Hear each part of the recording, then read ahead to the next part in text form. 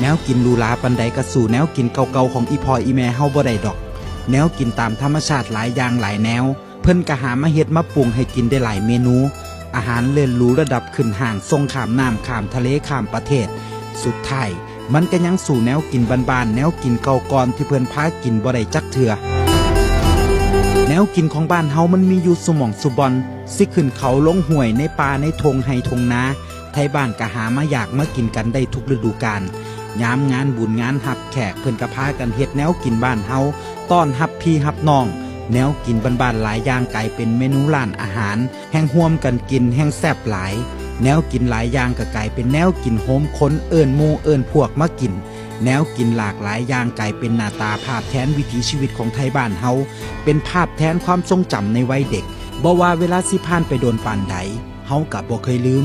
มักคนละอย่างต่างคนละพื้นที่กินไผ่กินมันมักไผ่มักมันแต่ผมเชื่อว่าแต่ละคนกินแนวกินตามพื้นเพถิ่นฐานแซ่บคนละแบบ